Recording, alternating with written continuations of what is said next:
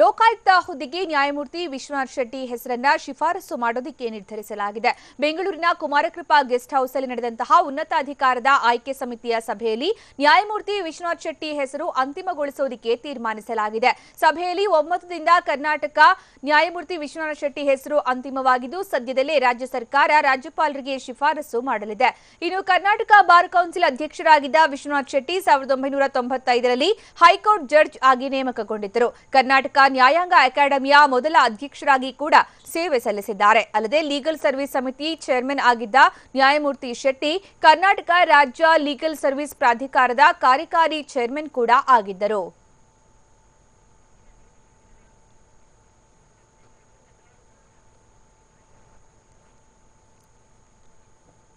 ಲೋಕಾಯುಕ್ತಕ್ಕೆ ನ್ಯಾಯಮೂರ್ತಿ ಪಿ ವಿಶ್ವನಾಥ್ ಶೆಟ್ಟಿ ನೇಮಕಕ್ಕೆ ಈಗಾಗಲೇ ಕರ್ನಾಟಕ ಸರ್ಕಾರ ಶಿಫಾರಸನ್ನ ಮಾಡ್ತಾ ಇದ್ದು ಅವರ ಹೆಸರನ್ನ ಶಿಫಾರಸು ಮಾಡೋದಕ್ಕೆ ನಿರ್ಧಾರವನ್ನ ಮಾಡಲಾಗಿದೆ. ಬೆಂಗಳೂರಿನ ಕುಮಾರಕೃಪಾ ಗೆಸ್ಟ್ ಹೌಸ್ನಲ್ಲಿ ನಡೆದಂತಹ ಉನ್ನತಾಧಿಕಾರದ ಆಯ್ಕೆ ಸಮಿತಿಯ ಸಭೆಯಲ್ಲಿ ನ್ಯಾಯಮೂರ್ತಿ ವಿಶ್ವನಾಥ್ ಶೆಟ್ಟಿ ಹೆಸರು ಅಂತಿಮಗೊಳಿಸೋದಕ್ಕೆ ತೀರ್ಮಾನಿಸಲಾಗಿದೆ. ಸಭೆಯಲ್ಲಿ ಒಮ್ಮತದಿಂದ ಕರ್ನಾಟಕದಿಂದ ನ್ಯಾಯಮೂರ್ತಿ ವಿಶ್ವನಾಥ್ ಶೆಟ್ಟಿ ಹೆಸರು ಅಂತಿಮವಾಗಿದ್ದು ಸದ್ಯದಲ್ಲೇ ರಾಜ್ಯ ಸರ್ಕಾರ ರಾಜ್ಯಪಾಲರಿಗೆ ಇವರ ಬಗ್ಗೆ ಶಿಫಾರಸು ಮಾಡಲಿದೆ.